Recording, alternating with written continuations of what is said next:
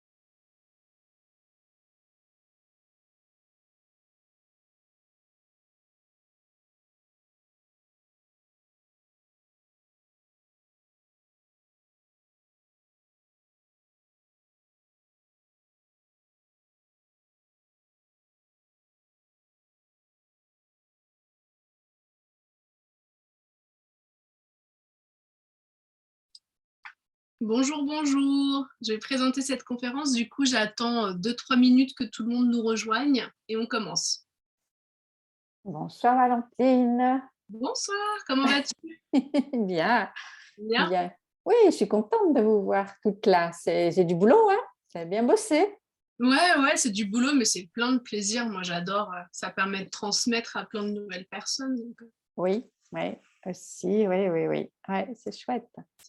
c'est super chouette. Ouais. Et puis, c'est organisé qu'avec vraiment, pour le coup, des praticiens d'exception et que je connais. Et on se connaît entre nous. Donc, c'est vrai que on sait que ça va être que des super conférences. Bienveillant. Exactement. Bah, avec la même énergie, du coup. On est tous Oui, quelque part dans la même veine. Et donc, c'est plutôt sympa. oui. Il vous reste 2 minutes du coup pour vous connecter ou vous reconnecter. N'hésitez pas à mettre les caméras pour ceux qui le souhaitent. C'est toujours sympa de pouvoir se voir. Si vous ne pouvez pas, c'est OK aussi, bien sûr. Hein. Et puis c'est une conférence où on va échanger aussi. Donc, n'hésitez pas, quand le moment sera le bon pour vous, de remettre vos micros.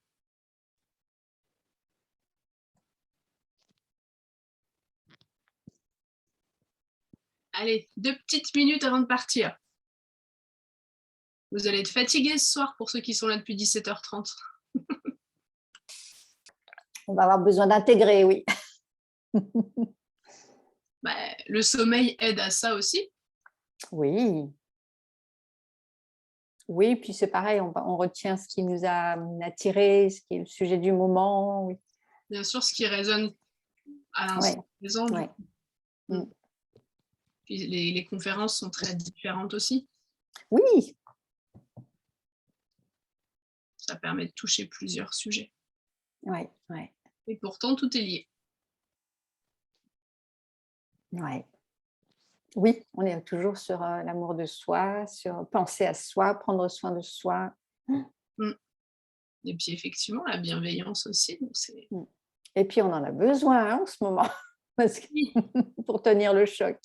prendre soin de soi en ce moment, C'est vraiment la priorité, hein. c'est clair. Bonjour bonjour à ceux qui se connectent. Du coup, on va attendre une petite minute, allez, pour laisser le temps à tout le monde de se connecter. N'hésitez pas, si c'est possible et OK pour vous, de mettre vos caméras. Ça me permet de vous voir. C'est sans obligation, bien sûr. Pareil pour le son. L'idée, c'est que la conférence puisse être interactive aussi, hein. Donc, n'hésitez pas à laisser vos micros pour celles et ceux qui le souhaitent, pour pouvoir poser vos questions. Alors, il y aura un temps de questions-réponses à la fin. Pour autant, je vais aussi vous inviter à ne pas hésiter à poser vos questions du coup au fur et à mesure que vous en avez. Sauf je vais vous demander à chaque fois si c'est bien compris pour vous ou pas. Je vais commencer par me présenter, puisque je ne connais pas tout le monde. Je suis ravie en plus qu'il y ait des nouvelles personnes. Je m'appelle Valentine Faure, je suis révélatrice de potentiel et de vocation. J'accompagne les adultes et les jeunes qui se sentent entravés, qui se sentent perdus à se révéler, à la fois sur la partie vocation, mais également sur la partie performance. Je vais vous parler aujourd'hui des sphères de vie. C'est vraiment un sujet qui me tient à cœur. Alors, c'est un outil, alors on dit sphère de vie ou on dit domaine de vie. C'est un outil que moi, j'ai découvert pendant ma première formation en coaching.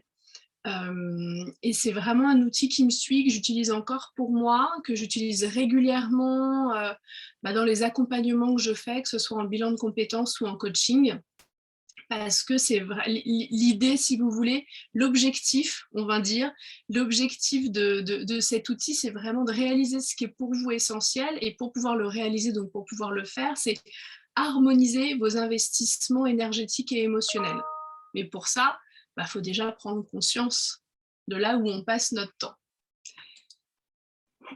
Du coup, le programme, donc, les invitations, vous m'entendrez beaucoup parler d'invitations. Parce qu'on ne force pas, on s'interroge, on s'invite à réfléchir.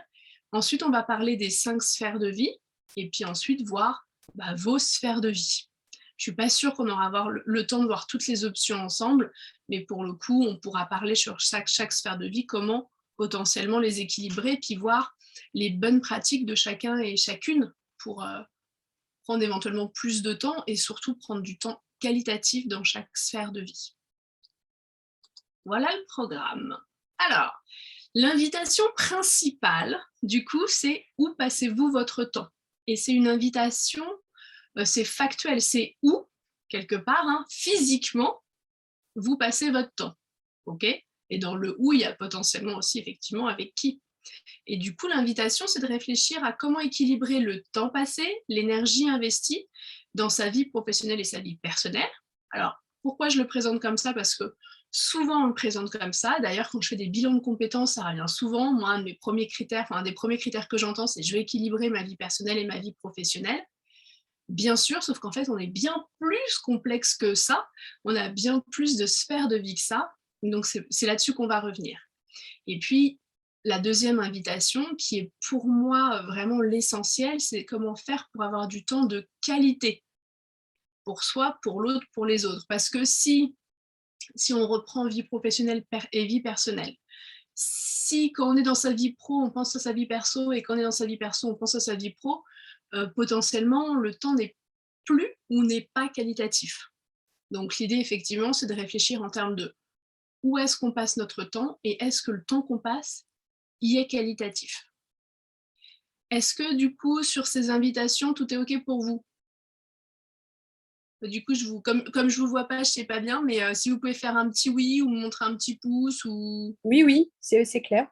super, génial. Merci beaucoup. Alors, nos 5 sphères de vie. Donc encore une fois, on sort de la dichotomie vie pro, vie perso. On va définir chaque sphère de vie. Il y a la sphère personnelle. Et là, pour le coup, la sphère personnelle, c'est pas ce qu'on appelle le temps personnel pro-perso. Hein. C'est le temps pour vous et que pour vous. Et c'est un temps qu'on a tendance à oublier. C'est pas toujours le cas, mais enfin, c'est quand même une des sphères qu'on a tendance à oublier. Il y a la sphère du couple, qui n'est pas le même temps que le temps pour vous, qui est du temps à deux, célibataire ou pas célibataire, hein, parce que quand on est célibataire, on passe du temps à y penser. Il y a la sphère de la famille, et on définira ce qui peut être famille. Il y a plein de types de définitions. Moi, je vous en proposerai une qui, moi, me parle. Vous verrez si elle vous parle également ou pas. Il y a effectivement la sphère professionnelle et la sphère sociale. OK ? C'est parti. Alors, la sphère personnelle, c'est votre espace-temps, encore une fois, quantitatif et qualitatif. L'invitation là, c'est vraiment de se dire, est-ce que vous êtes un bon parent nourricier pour vous-même? Comment est-ce que vous prenez soin de vous, finalement? Est-ce que c'est une question que vous vous êtes déjà posée? Un peu? Pas du tout? En tout cas, c'est vraiment une question que je vous invite à vous poser. Pourquoi? Parce que c'est cette sphère de vie-là qui va venir nourrir les autres sphères de vie. Si on n'est pas un bon parent nourricier pour soi-même, si on ne prend pas soin de soi, c'est compliqué, de plus en plus compliqué, de prendre soin des autres et de prendre bien soin des autres. Donc avoir du temps qualitatif pour soi, c'est avoir du temps qualitatif aussi pour les autres, quelle que soit la sphère de vie, pour le coup. Okay ? Donc l'invitation, là, c'est vraiment de s'interroger concrètement, factuellement, pour de vrai. Combien de temps est-ce que vous prenez pour prendre soin de vous et de vous seul? C'est aller faire du sport, c'est prendre du temps pour dessiner, c'est prendre du temps, pourquoi pas, pour glander dans son canapé. Tout est bon à prendre à condition que ça vous nourrisse et que ça vous fasse du bien. Est-ce que vous avez des exemples à partager du coup de temps que vous prenez pour vous? Moi, typiquement, j'ai mon cours de yoga collectif que je fais pas sauter ou le moins possible. C'est vraiment du temps que je prends pour moi. Est-ce que vous avez des exemples de temps que vous prenez pour vous, qui peuvent être aussi inspirants pour les autres du coup? Personne ne fait de sport? Si, moi aussi, c'est du sport, donc je ne voulais pas redire ce que vous venez de dire. Oh, bon, on a le droit de se répéter, c'est pas grave. Hein.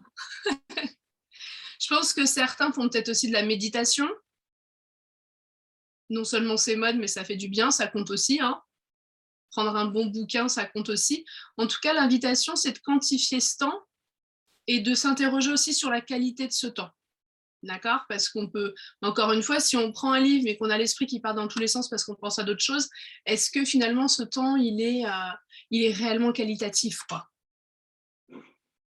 La deuxième sphère de vie, donc, la sphère du couple. Et encore une fois, la sphère du couple, c'est vraiment seul ou à deux, hein, cette sphère-là. Parce que moi, j'ai ma barre dessus. Voilà. Donc, en couple, c'est vraiment quel temps passez-vous à faire des choses à deux et des choses auxquelles on trouve du plaisir. Ça veut dire que si c'est faire des corvées ménagères et qu'on ne se parle pas, c'est peut-être à deux, mais si on n'y prend pas de plaisir, ça ne fonctionne pas.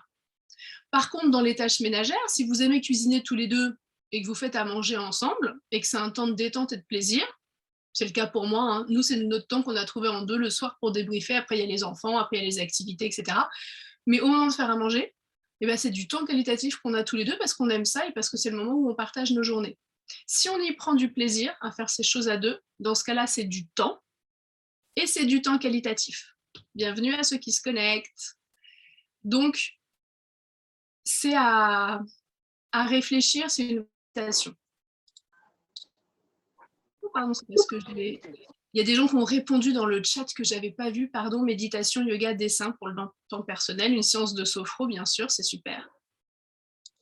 Bravo, je mets le fil de discussion sur le côté, n'hésitez pas à me dire si je ne le vois pas.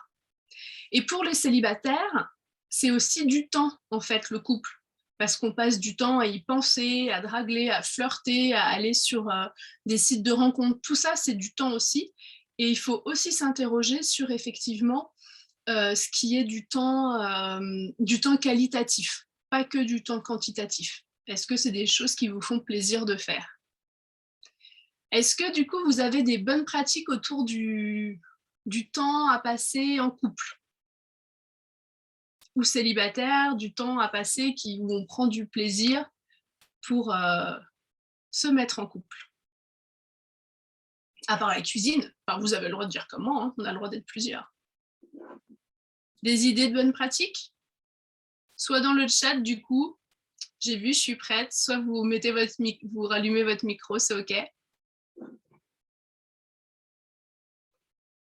Pas de bonnes pratiques, on en verra après. Alors, du coup.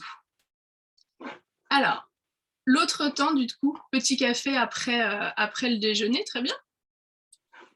Moi, effectivement, je connais des couples où le temps qualitatif qu'ils ont ensemble, c'est le petit-déj. Le reste, ça va vite, mais ils ont ritualisé, ils prennent toujours le petit-déj avant que les enfants se lèvent, avant que les vies partent dans tous les sens. Ils prennent le petit-déjeuner tous les matins d'amoureux. Ça fonctionne aussi comme le café, effectivement, après le déjeuner. Merci pour ce partage, Julia. Donc, la famille. Alors, il y a plein de définitions de la famille. Moi, celle que je vous propose est à la fois la famille d'origine, donc plutôt ascensionnelle, hein, parents, grands-parents, oncles, tantes, frères, sœurs, d'accord. Le noyau familial concret, d'accord, donc la famille actuelle, je mets des guillemets, hein, c'est pas très simple, mais c'est un fait. Et puis la famille élargie, ça compte aussi parce qu'on a des amis dont on est suffisamment proche pour se dire qu'en fait, ils font partie réellement de notre famille également. Donc, pour moi, la famille, c'est à la fois donc, la relation intime, hein, c'est un espace où circule l'affection et l'amour, et également des responsabilités assumées, hein, parentales, prendre soin, accompagner. Tout ça, pour moi, est une définition de la famille. Mais il y en a d'autres, encore une fois. Est-ce que c'est une définition qui vous parle? Pareil, mettez-moi un petit pouce, dites-moi un petit oui, juste pour être sûr que sur la définition de la famille, ce soit OK pour vous. Après, pour faire l'exercice, vous pouvez aussi prendre votre définition de la famille. Merci Valérie. Émilie, super. Marie-Françoise. OK. Merci. OK. Merci Tonina, merci Marie-Françoise. OK, super. Donc c'est important. Et l'invitation, là encore, c'est de se dire, le temps en famille, quantitativement, combien de temps je passe en famille et qualitativement, combien de temps je passe qualitativement dans ces vies en commun. OK? Du coup, je pense qu'on se posera les questions après. Alors, la sphère professionnelle. La sphère professionnelle, dans sa définition, j'ai mis tout ce qui est fait pour gagner sa vie. D'accord? Parce qu'on peut avoir différents types d'activités à différents moments. Si c'est fait pour gagner sa vie, j'ai envie de vous dire, ça rentre dans la sphère professionnelle. Ce qui ne veut pas dire qu'on est obligé de ne pas y prendre du plaisir. On a le droit de gagner sa vie et de prendre du plaisir. C'est ce que je fais tous les jours. Hein. Qu'on soit clair avec ça. Donc, quel temps passez-vous au travail? Et bien sûr, quelle satisfaction retirez-vous de vos rôles professionnels? Et on s'interroge également beaucoup là-dessus en coaching et beaucoup là-dessus en bilan de compétences parce qu'il y a le temps qu'on y passe, le plaisir qu'on y prend et dans les différents rôles qu'on a, là où on prend du plaisir ou pas. Et du coup, quelles sont les raisons fondamentales pour lesquelles vous investissez votre énergie et votre temps dans le travail? Outre évidemment, manger. On est tous d'accord là-dessus. Mais il y a toujours d'autres motivations autour du travail. Donc la question, c'est à la fois quel temps passez-vous? On va dire que c'est ça la sphère de vie, hein. Quel temps passez-vous au travail? Mais parce que ça me semble intéressant d'aller un peu plus loin, quelle satisfaction? On est sur le qualitatif et pour quelles raisons fondamentales vous investissez votre énergie et votre temps dans votre travail? OK. Et du coup, le travail que je vais vous inviter à faire, alors qu'on ne va pas avoir le temps là, de faire en direct, mais c'est de vous faire un joli camembert. Avec l'invitation, c'est de se dire, en gros, on n'est pas tous à égalité là-dessus, hein, mais en gros, on se dit qu'on a 100 heures par semaine pendant lesquelles on est éveillé. Et sur ces 100 heures, chaque morceau de camembert fait 5% de votre temps actuel. L'invitation, c'est de vous dire, OK, je colorie mes camemberts, je griffonne, vous faites comme vous voulez, sur ordinateur, sur papier, ce que vous voulez. L'idée, c'est de se dire, quel temps, réellement, physiquement, je passe déjà dans chaque sphère de vie. D'accord? C'est l'exercice... Ah, j'ai pas parlé de la sphère sociale, c'est vrai. Elle est passée où, ma sphère sociale? Pardon, j'ai cliqué trop vite. Merci Valérie. La sphère sociale, c'est l'aspect citoyen dans la cité. La sphère sociale, c'est vraiment pour qu'on puisse mener une vie, on va dire, fonctionnelle, il existe des vies communautaires qui permettent le bon déroulement de nos vies personnelles, familiales, professionnelles. Et du coup, l'invitation, c'est de se demander quel temps on passe à participer à la vie de notre quartier, de notre commune, de nos écoles, d'associations. Quelle est notre participation dans cette sphère sociale? Merci.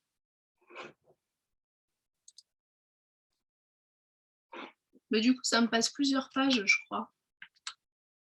Je vais essayer de faire autrement.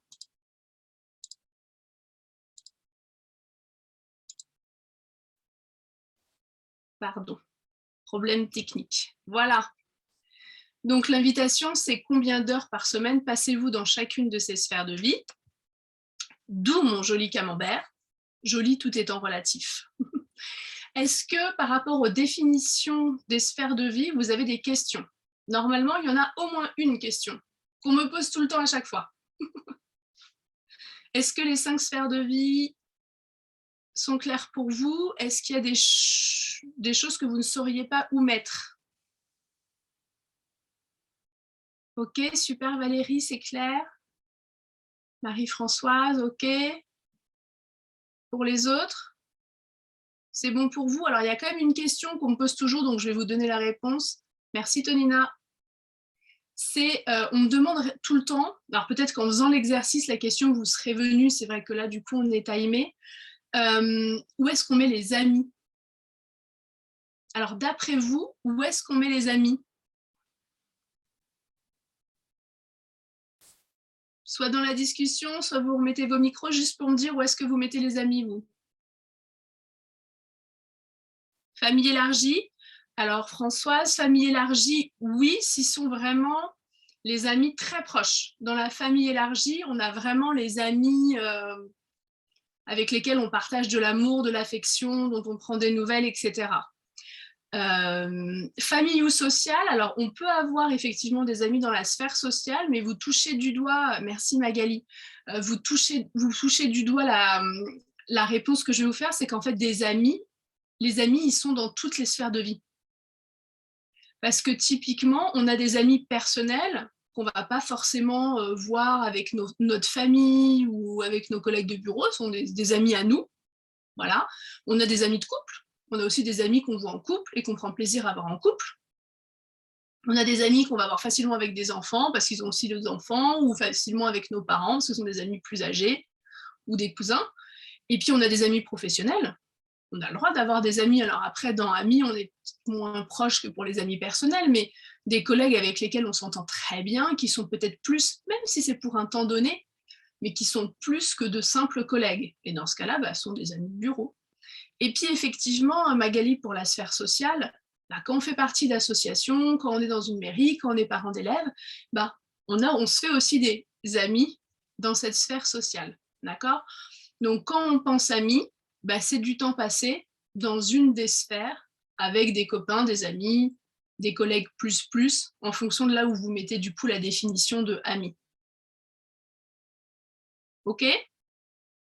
Est-ce que du coup là c'est ok pour tout le monde ou est-ce que vous avez d'autres questions?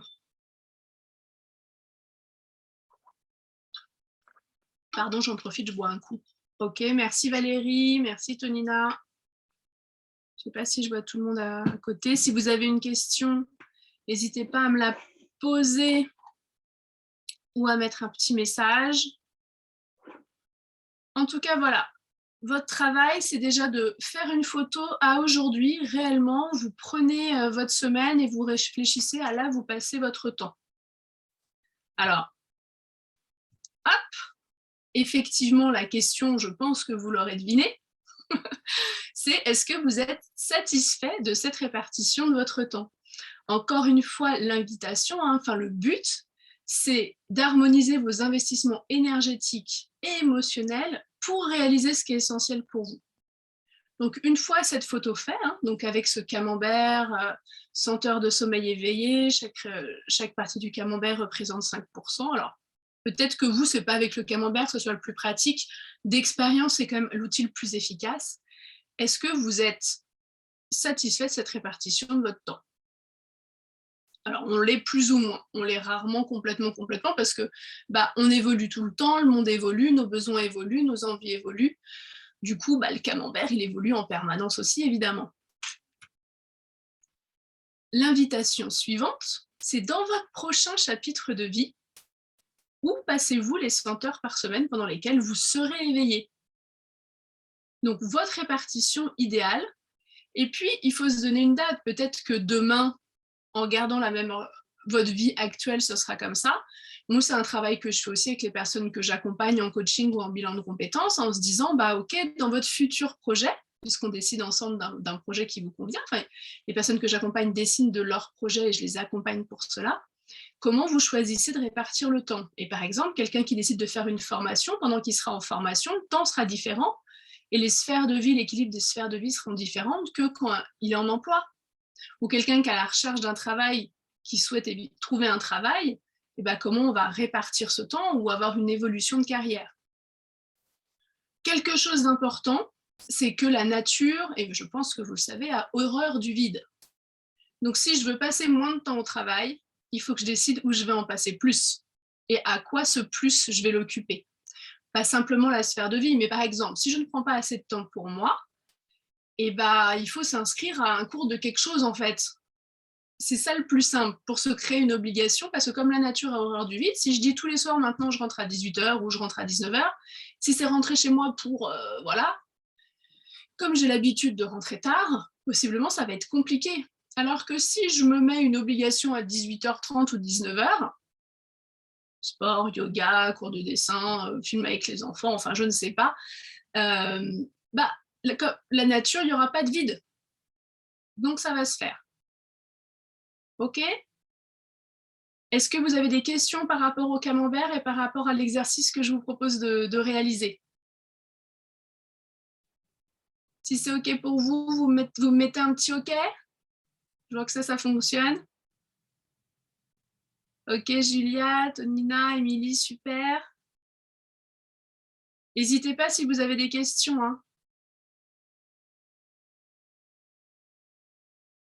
OK. OK. Alors, ce que je vous propose pour la suite, c'est de définir une date pour la mise en œuvre de cette nouvelle organisation. D'accord? Et ce qu'on va réfléchir ensemble, c'est quelle action pour mettre en place la nouvelle organisation. C'est important de définir une date. C'est compliqué de se dire du jour au lendemain, je vais changer une habitude. On se rappelle, neurologiquement, c'est prouvé, 21 fois ou 21 jours pour changer d'habitude. Prendre une bonne ou une mauvaise habitude, mais on va essayer de prendre les bonnes. Donc, il faut quand même s'organiser pour et le tenir. Et on n'oublie pas non plus le sujet de la politique des petits pas. Je révolutionne pas tout. Je prends sujet par sujet et je fais un petit pas. Comme ça, c'est réalisable. OK? Alors, dans les pistes de réflexion, mais pour le coup, encore une fois, l'idée, c'est de pouvoir partager avec vous. Dans les pistes de réflexion, pour prendre du temps pour soi, ça peut être prendre du temps pour s'organiser, du temps pour soi tout seul. Encore une fois, si ce n'est pas une habitude qu'on a, le plus simple, c'est de s'organiser des choses récurrentes, s'inscrire quelque part ou se mettre une activité en soi, mais prendre du temps pour soi tout seul. Ça peut être développer une indépendance géographique, avoir un lieu à soi. Je pense notamment aux ados que j'accompagne ou aux jeunes adultes. Parfois, c'est nécessaire et important. Ça peut être mettre en place une indépendance financière. Ça peut avoir des amis personnels et les rencontrer régulièrement sans forcément être en couple ou avec ses enfants. Ça peut être avoir des contacts sociaux qu'on s'organise, soutenir des causes, et puis c'est évidemment, et on en parle beaucoup en ce moment, mais prendre soin de sa santé. Donc, oui, c'est une activité sportive, une activité créatrice. On parlait du yoga, du dessin tout à l'heure, c'est prendre un livre, mais c'est aussi faire une séance en énergétique, aller voir une naturopathe, prendre le temps d'aller le dermatologue, le gynécologue, enfin toutes les choses qu'on ne prend pas forcément le temps de faire, c'est aussi prendre soin de soi. Et encore une fois, cette sphère de vie, elle est très importante et on peut l'oublier quand on est pris dans le mouvement, j'ai envie de dire. Donc, c'est important d'y revenir et de vraiment poser les choses. Est-ce que c'est OK pour vous? Est-ce que vous avez des bonnes pratiques, des idées?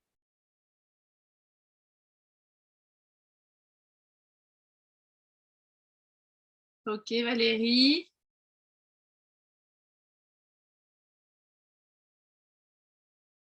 Tonina, super. Marie-Françoise, OK. Bon. Donc, les options pour vivre une vie de couple heureuse et harmonieuse. Ça peut être des choses toutes simples, hein. Prendre un temps pour se raconter des petits riens du quotidien. C'est ce que disait Julia, je crois, tout à l'heure. Bah, voilà, on prend le café ensemble. L'important, c'est d'y prendre du plaisir. Hein. Avoir une intimité, bien sûr, et de l'intimité ensemble. Partager des activités ensemble. Ça peut être une activité sportive, ça peut être aller au cinéma, au restaurant, passer du temps. Partager des loisirs, cultiver des amitiés de couple, bah, comme pour la sphère individuelle, hein, on peut cultiver des amitiés qui nous sont propres, c'est aussi des amitiés de couple, partager des projets, rêver ensemble, une bonne option. Est-ce que vous avez des bonnes pratiques à ce sujet? Vous pouvez mettre dans le fil. Vous partagez. OK.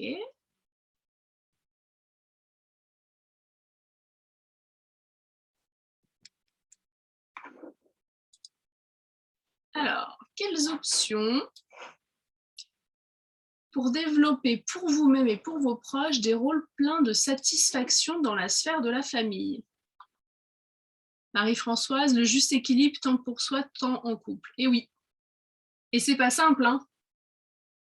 C'est pas simple, et puis ça bouge tout le temps. C'est bien le problème des sphères de vie. C'est pour ça que je les ai représentées avec des boules sur lesquelles il y a un bonhomme au début, je sais pas si vous vous rappelez. C'était effectivement se dire qu'en fait, comme le monde bouge en permanence, qu'on change tous en permanence, bah, l'équilibre des sphères de vie, il bouge en permanence et surtout, il vous est propre. Donc votre équilibre, c'est l'équilibre de personne d'autre. Il vous appartient et il vous appartient de le faire bouger et qu'il bouge. Donc en famille, ça peut être organisé en commun des tâches ménagères. Surtout si on les fait en musique, surtout si on les partage, surtout si on en discute, si on l'organise. Tout ça, c'est du temps en commun et ça peut être vraiment du temps qualitatif. Ça peut être partager des activités des parents, ça peut être aussi partager des activités des enfants, hein. Et puis ça peut être faire des jeux de société, ça peut être aller au cinéma, ça peut être s'organiser une soirée ciné à la maison le samedi soir, tout ça, ça fonctionne. Ça peut être préparé, et on peut le faire assez tôt hein, avec les enfants, préparer ensemble les loisirs ou les vacances. Où est-ce qu'on va, on regarde, on cherche sur Internet, en plus c'est sympa, on compare. Donc ça peut être préparer ensemble des loisirs, des vacances, des événements. Ça peut être rechercher des activités nourricières. C'est important pour nos familles aussi de se dire bah, peut-être qu'on peut aller ensemble ramasser des déchets dans la nature. Ça peut être 2 fois par an, être derrière le caddie du supermarché des Restos du Cœur avec les enfants qui passent une demi-heure, 1 heure, parce qu'en fait, c'est important. Tu disais, quand ils ne te laissent pas t'en charger, c'est plus simple. Tu parles des enfants? Oui. Bah, je dis pas que c'est toujours facile de les impliquer non plus, hein. Ce sont des propositions. Donc voilà, sur les activités nourricières, c'est vrai que c'est un moyen en plus de partager des valeurs communes qui sont fortes. Et puis effectivement, c'est aussi prendre soin de sa santé et de celle de ses proches. Ça aussi sont des activités qui peuvent être pleines de satisfaction pour nos enfants, pour nos plus âgés, pour nos plus jeunes, pour nous. Quelle satisfaction de lire un livre à un enfant, de lui apprendre à prendre soin de lui. Et c'est vrai pour nos plus âgés aussi. Est-ce que vous avez des questions par rapport à ça, des suggestions, des bonnes pratiques?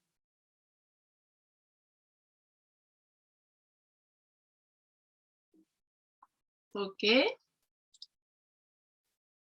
Alors, équilibrer et enrichir notre vie professionnelle.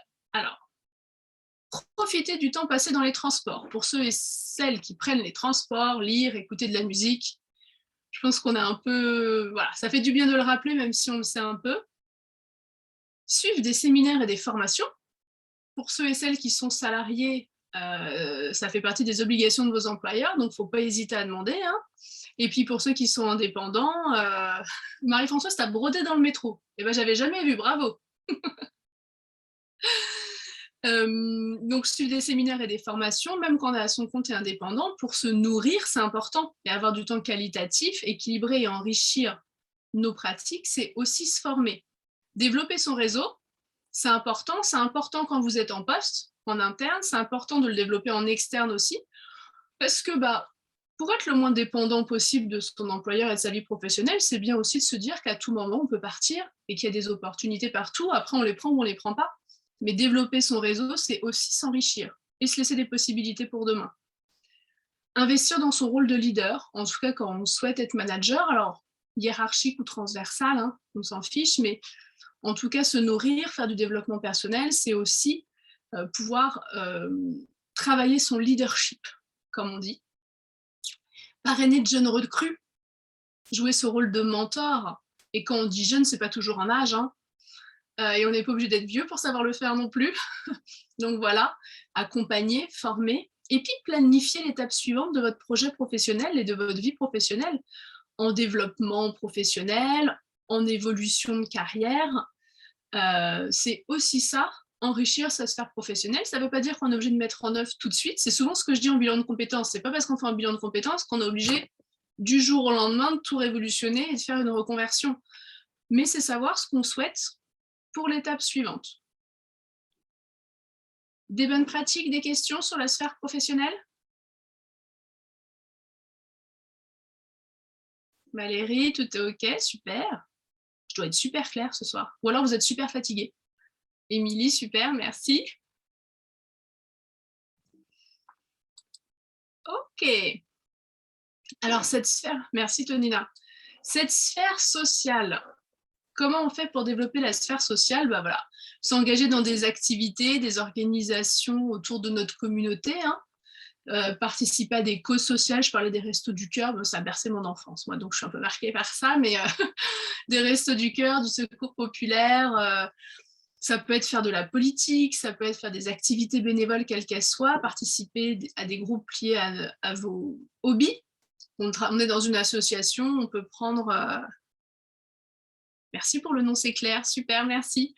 Ça peut être prendre le rôle de secrétaire, de trésorier, de président d'une association, pourquoi pas, et même si on ne prend pas un rôle, c'est être là pour les événements, en fait, pour accompagner, pour aider. Pourquoi pas devenir entraîneur, prof, tout un tas de possibilités. Les comités des fêtes des communes, ça fonctionne très bien aussi. Des groupes religieux, pourquoi pas, si c'est quelque chose qui vous parle, c'est aussi un moyen de participer à cette vie citoyenne. Voter, être présent aux élections, au dépouillement, pourquoi pas. Participer aux AMAP, aux événements écologiques, ça j'avoue que c'est un peu ma sensibilité aussi qui parle, mais c'est tout ça. Moi, typiquement, je suis dans un moment de vie, j'ai des enfants en bas âge, j'ai ma société, j'ai pas beaucoup de temps, donc il y a des moments où on a plus de temps que d'autres aussi. Pour autant, je suis parent d'élève élu. Ça me permet de participer à la vie de l'école. C'est, encore une fois, ces sphères de vie, elles bougent en fonction du moment, du temps présent. Donc elles sont différentes hier de ce qu'elles sont aujourd'hui, de ce qu'elles seront demain. Oui, sans se charger trop. C'est pour ça que c'est vraiment cette idée d'équilibrer. Il faut que ce soit OK. Donc moi, je suis dans un moment de vie où j'ai pas beaucoup de temps pour être citoyenne dans la cité. Je le fais, ce qui est OK pour moi, en équilibrant les autres sphères de vie, tant que faire se peut. Et encore une fois, je fais ce travail pour moi régulièrement, de réinterroger mes sphères de vie.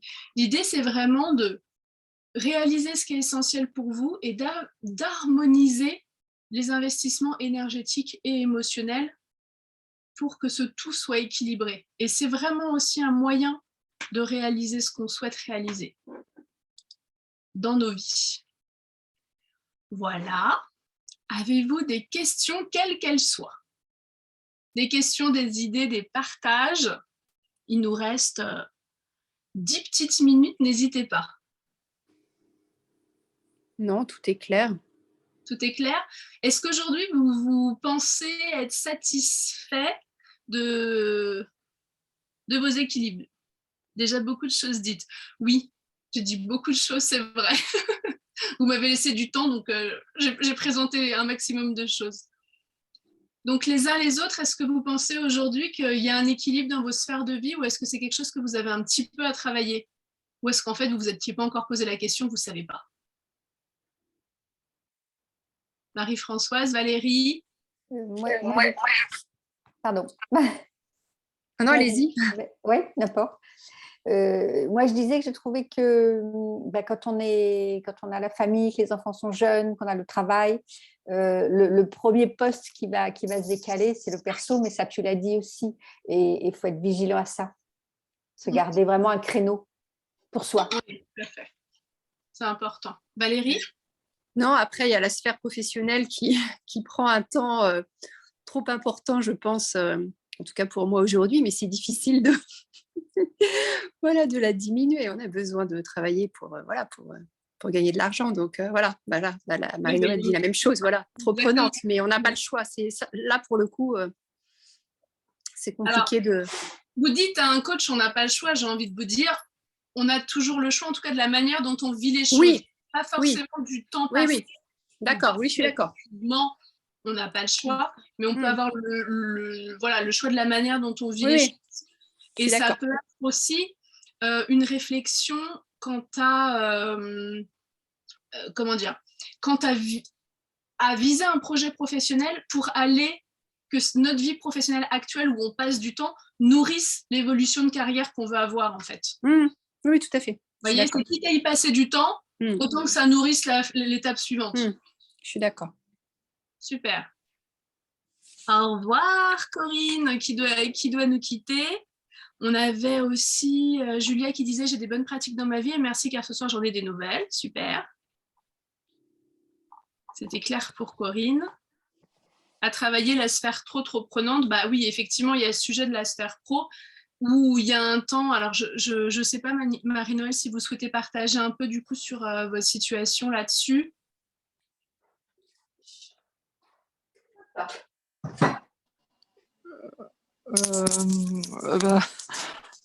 Comme je suis en télétravail, je fais un mix télétravail et en présentiel.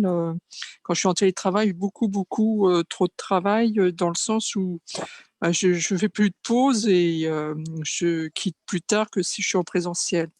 Donc, je n'arrive pas pour l'instant à prendre soin de moi, on va dire. J'ai accompagné, pour rien vous cacher, beaucoup de personnes en coaching au moment du premier confinement et de ce passage total de tout le monde en télétravail. C'est très compliqué quand on a tendance à beaucoup investir cette sphère professionnelle, à mettre des limites. Et c'est là où c'est important de vous donner des horaires et de vous mettre des trucs à faire après. En fait, de se dire, bah voilà, ce qui est OK pour moi, c'est de quitter à 18h. Du coup, je sais qu'à 18h15 ou à 18h30, j'ai un truc obligatoire à faire.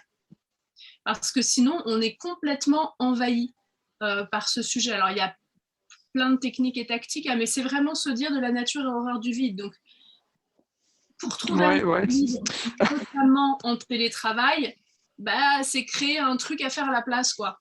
En tout cas, dans un premier temps. Est-ce qu'il y a un certain nombre de personnes qui ont des bonnes pratiques autour de ça? Qui ont dû télétravailler ou qui travaillent actuellement de chez elles et qui, du coup, ont eu à un moment donné une difficulté à trouver un équilibre et qui ont pu finalement le retrouver? Non, comme vous dites, c'est se mettre des horaires, c'est-à-dire qu'à un moment donné, il faut arrêter. Et puis, c'est aussi savoir profiter de moments chez nous, d'aller mettre une machine à laver, de pouvoir faire des choses aussi qu'on ne peut pas faire avec le travail. Et ces moments-là, si on finit à 19h, mais qu'on a passé une demi-heure pour faire une tâche à la maison, ce n'est pas un problème, en fait. C'est se décharger mentalement. Oui. Alors, moi qui bosse quand même pas mal chez moi, souvent ma pause, c'est effectivement étendre ma machine ou vider la vaisselle. Mais par exemple, je le fais en musique. Donc, c'est une vraie pause. Mais effectivement, il faut se mettre des limites. C'est important de prendre le temps de déjeuner. C'est important de prendre le temps d'arrêter le soir pour avoir une vraie vie post-professionnelle. Marie-Françoise parlait de la méthode Pomodoro. Alors, la méthode Pomodoro, c'est pas... alors, Julie a dit, je suis dans ce cas, j'ai trouvé une solution grâce à un réveil. Oui, et je pars faire un tour dans mon jardin. Ce qu'on peut peut-être prendre, alors la méthode Pomodoro, c'est quoi? La méthode Pomodoro part du principe, on a en gros au maximum 3/4 d'heure d'attention. Maximum pour un adulte. En moyenne, c'est 3/4 d'heure. Ça peut être moins, ça peut être plus. La méthode Pomodoro, c'est de travailler 3/4 d'heure, de mettre quelque chose à sonner, de faire une pause courte. Donc par exemple 7 minutes, 8 minutes, en mettant à sonner et ensuite de se remettre à travailler. Donc la méthode Pomodoro, je l'utilise beaucoup avec les ados ou avec les personnes qui ont des grosses tâches à faire pour faire des pauses régulièrement parce que c'est très efficace. Pour se timer sur début, fin, pause déjeuner, effectivement, comme dit Julia, mettre quelque chose à sonner, ça peut être bien, soit avec la méthode Pomodoro, soit juste pour se dire qu'en fait, c'est l'heure de faire une pause, quoi. Là, j'ai décidé de bosser 2 heures, je mets 2 heures, au bout de 2 heures, je mets un truc à sonner. J'ai une pause déjeuner d'1 heure, je coupe, je fais une pause déjeuner d'1 heure. Et c'est vrai que le fait de faire sonner, ça évite d'avoir à se dire « Oh, il est quelle heure? Il est quelle heure? Oh zut, comme je bosse à la maison, j'ai pas vu qu'il était midi, du coup j'ai une réunion à 13h, j'avais pas fait gaffe, quoi. » Donc c'est important effectivement qu'il y ait quelque chose d'extérieur qui puisse nous ramener à une autre vie. Ça peut être important d'avoir des sas aussi pour déconnecter. Et la question de fond, par rapport à la sphère professionnelle, hein, c'est aussi la question que je posais, c'est pourquoi faire vous passez autant de temps dans vos vies professionnelles? Si c'est source que de plaisir, oui. Si c'est parce qu'il y a des obligations, oui, évidemment. Pour autant, on peut s'interroger quand c'est trop de temps. Souvent en télétravail, ce que moi j'avais retrouvé beaucoup dans les personnes que j'ai accompagnées et que j'accompagne encore, moins aujourd'hui, mais encore sur ce sujet-là, c'est que comme on est à la maison, on a peur de ce que le patron ait peur qu'on ne travaille pas. Donc on a une petite tendance à surcompenser sur ce sujet en disant comme je suis à la maison, je travaille beaucoup, quoi. Et en plus, comme je suis à la maison, bah, c'est facile de travailler. Il suffit d'allumer l'ordinateur. Ça peut être bien aussi de ne pas avoir l'ordinateur dans la salle de vie. Ça peut être bien de couper son téléphone quand on n'est plus censé être au travail. Des petites tactiques, des petites techniques comme ça. Est-ce que pour d'autres, vous avez des bonnes pratiques autour de ça? Julie a dit, les pauses m'ont apporté beaucoup plus d'efficacité et finalement, je gagne du temps. C'est certain, et c'est vraiment le principe de Pomodoro, hein. Quoi qu'il en soit, pour tout le monde, clairement, notre temps de concentration maximum, c'est 3/4 d'heure. Et maximum, hein. En moyenne, maximum. Après, on est moins efficace. Donc, faire des petites pauses régulières, c'est ce qu'il y a de plus efficace que vous trouverez et c'est neurologiquement prouvé. Donc, c'est comme ça qu'on fonctionne. Et pour celles et ceux qui ont des enfants ou des ados, enfants, c'est 20 minutes max, ados, c'est 30 minutes max.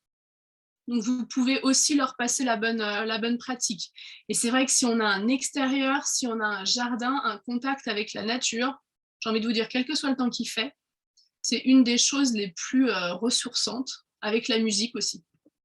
On évite les tablettes, les écrans, les téléphones. Je dis pas que je le fais pas, hein. Je dis que sur le principe, c'est mieux. Julia, j'ai une montre connectée qui compte mes pas et cela m'a bien aidée aussi. Alors moi, ça, je fais pas. Je psychote un peu sur le fait que tout le monde sache combien je marche par jour. Mais Julia, vous n'êtes pas la première à me dire qu'effectivement, c'est aidant. Parce que du coup, ça nous permet d'avoir un « oh bah aujourd'hui, j'ai pas fait assez de pause, j'ai pas marché, quoi ». Donc ça oblige à bouger un peu. Magali, j'ai calé mon temps de travail sur les horaires de l'école pour savoir arrêter de travailler. Parfait. Et en plus, pour le coup, vous nourrissez votre sphère familiale, j'imagine. Oui, bah parfait, Magali, c'est un très bon exemple. Caler les horaires sur l'école, caler les horaires sur le conjoint, caler les horaires sur un cours de sport. C'est tout à fait aidant et c'est aidant aussi parce qu'effectivement, ça vient de l'extérieur. Donc, du coup, je suis obligée de m'arrêter pour aller chercher mes enfants à l'école. Je suis obligée de m'arrêter pour aller à mon cours de sport. C'est aidant de se créer une obligation. Super, merci Magali. Pour d'autres, vous avez des sphères de vie à équilibrer ou tout est OK pour vous? Souvent, quand on fait des conférences là-dessus, il y a aussi la sphère du couple qui revient, parce qu'il y a des moments quand les enfants arrivent, quand les enfants repartent, où on a tendance à s'oublier. C'est une sphère qui est OK pour vous?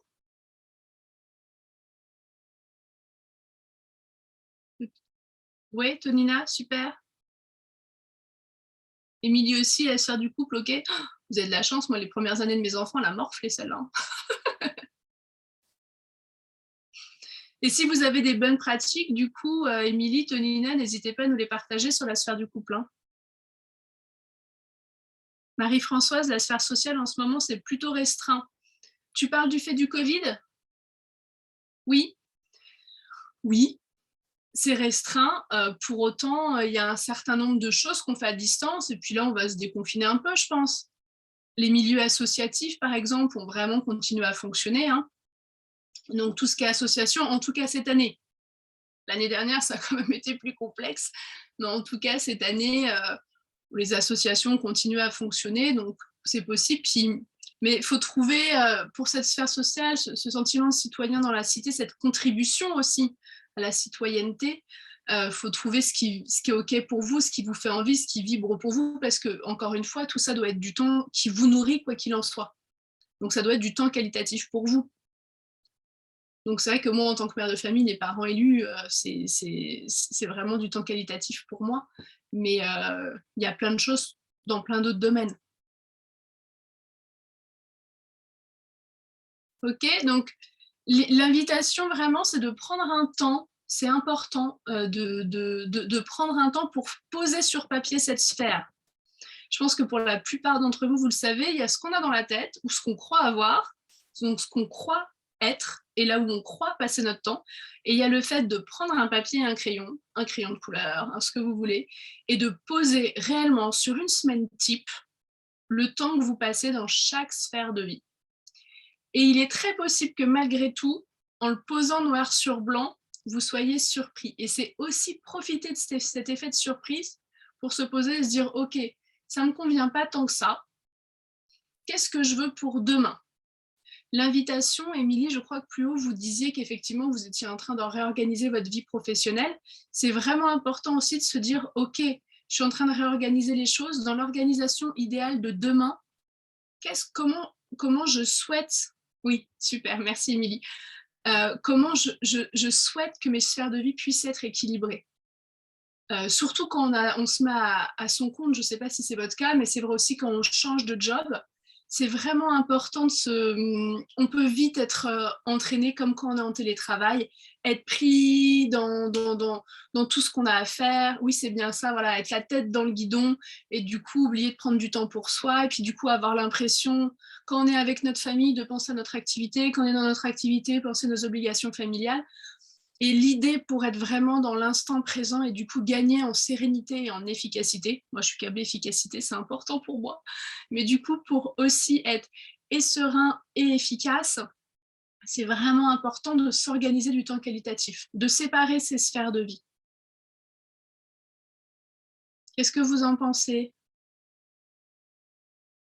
Émilie et les autres, du coup?